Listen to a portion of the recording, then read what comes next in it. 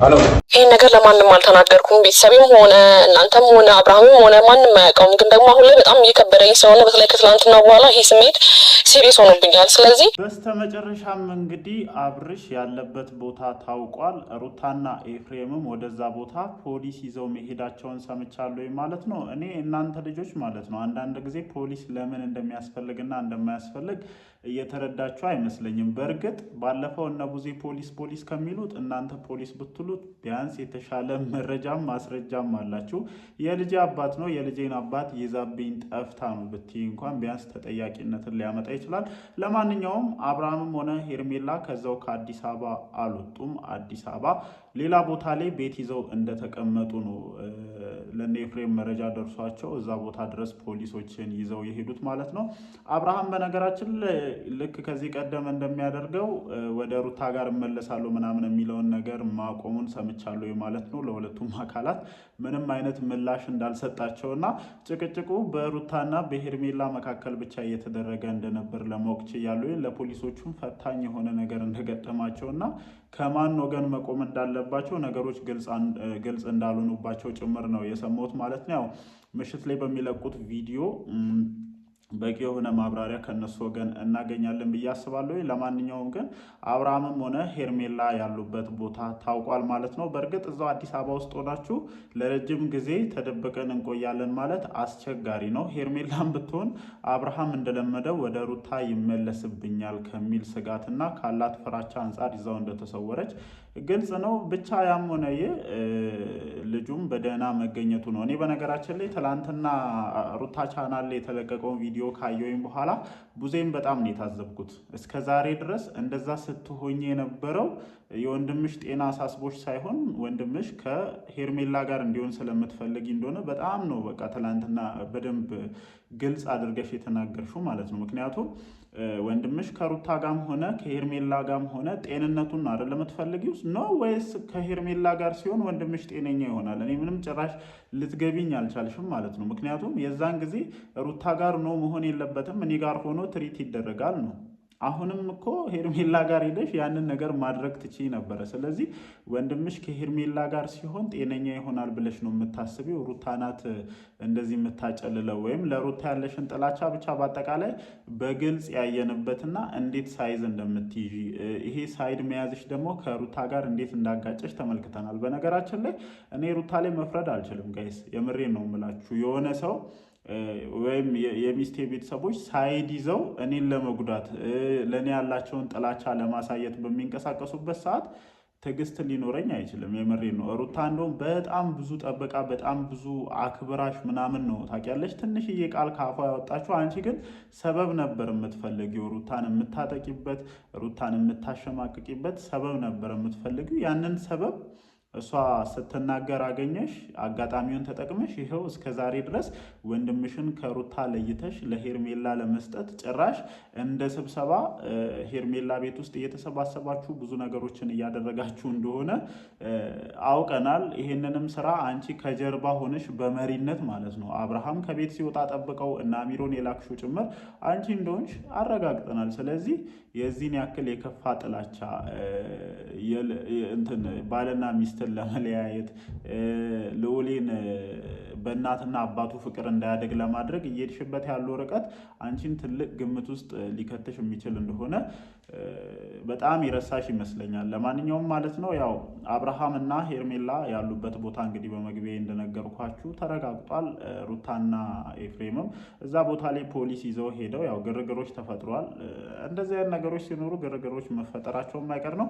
ለማንኛውም ምን አዲስ ነገር አለ የሚለውን እያወራን ቆንጆ ቆይታ እናደርጋለን ማለት ነው። ሰላም እንዴት ናችሁ የኔ ተወዳጅ ቤተሰቦች? ደህና ናችሁ ወይ?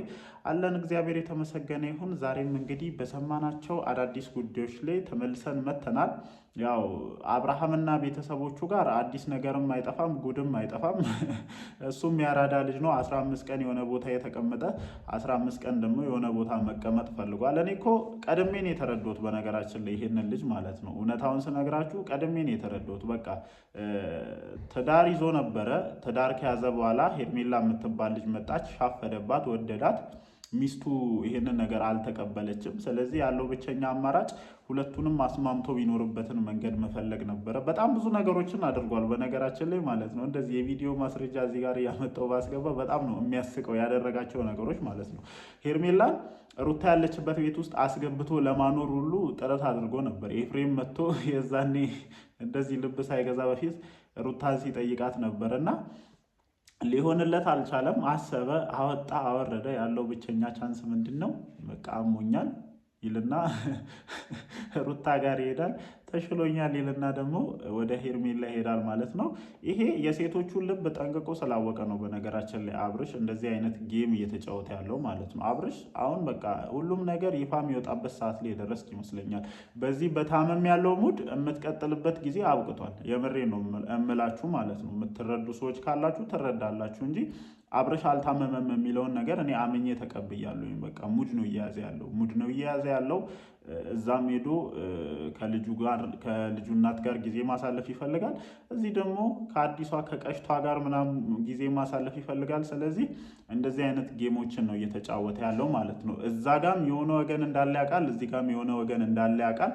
እነ ቡዜ እነ አሚሮን እዛ በር ላይ አቁመው እንደሚጠብቁት ያውቃል። ስለዚህ በቃ ከሩታ ጋር የነበረው ሲዝን ሲያበቃ ወደ ሄርሜላ መመለስ ሲፈልግ ወጥቶ እንደ ጅል ማለት ነው። እግዚአብሔርን ግን ይሄ ልጅ ኧረ በስመ አብ እንደ ጅል ሄዶ እጃቸው ላይ ወደቀ። ከዛው ይዘው ጠፉ። ከዚህ በፊት እኮ ይሄንን ነገር አይተናል። ለምሳሌ ቡዜ ቤት ተገዶ መጣ አይደለ? ተገዶ መጣ ስላልፈለገ በሌሊት ተነስቶ ሄደ። ከሄርሜላ ጋርም እስካልፈለገ ድረስ በሌሊት ተነስቶ ወይም ካለበት ቦታ ሊመጣ የማይችልበት ምንም አይነት ሪዝን የለም። ስለዚህ አብርሃም አሁን ተባኖብሃል። በቃ አሁን ተባኖብሃል። እኔ ፍላጎቴ እዚህም እዛም እያልኩ መኖር ነው ወይ ደግሞ እነዚህን ሁለት ሴቶች አስማሙልኝና ባለ ሁለት ሚስት ሆኜ ልኑር ብለህ እውነታውን ሀቁን ተናገር።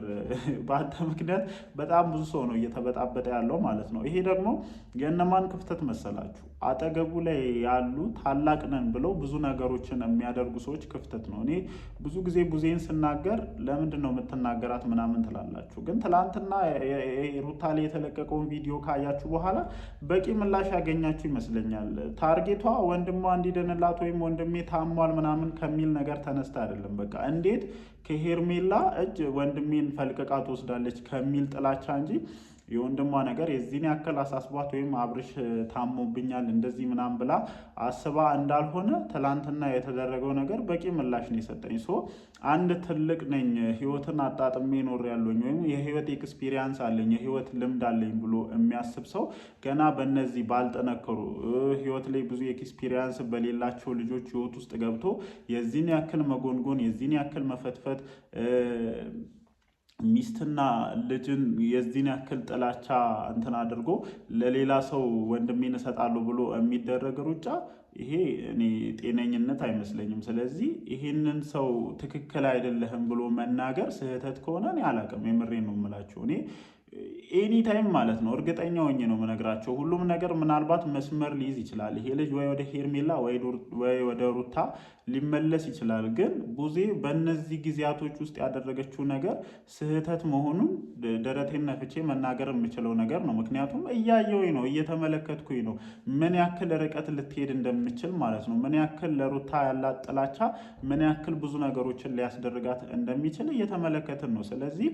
አሁንም ቢሆን ትላንትና ከአፏ ሲወጡ የነበሩ ንግግሮች እኔ እግዚአብሔርን አይዶ ነው አላቅም። ብቻ ይሄ የሆነ የፀጉር ስታይሏን ከቀየረች በኋላ ፊልም ላይ የምናያቸው አለው አይደለ? የሆነ የመጥፎ ካራክተር እንትኖች እንደነዛ ሰዎች ነው እየሆነችብኝ ያለችው። እግዚአብሔርን ሲሪየስ የምሬን ነው የምላችሁ። እና እንደዛ አይነት የሆነ የክፉ ገጸ ባህሪን ይዘሽ ምናምን እየተንቀሳቀስሽ እንደሆነ ነው ሜቢ እንደኔ እየተረዱ ያለሁት። ብቻ ፖሊሶች እዛ ቦታ ላይ እንደሄዱና ግርግሮች እንደተነሱ ፖሊሶቹም ግራ እንደተጋቡ ሰምቻለሁኝ። ያው ምን እንደተፈጠረ ባላቅም ማን ከምን እንደሆነ አብርሃምን ለማን እንደሰጡት ለፖሊሶቹም ግራም ያጋባ ነው በእርግጥ።